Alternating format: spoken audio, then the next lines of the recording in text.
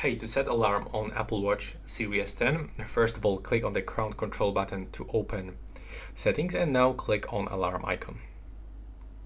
Right now all you have to do is just to click on plus, and first of all we can change time.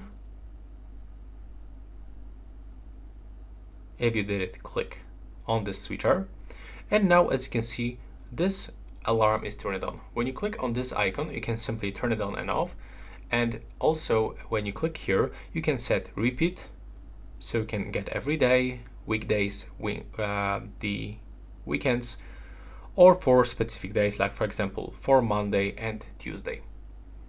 Right here you can change the label of this alarm.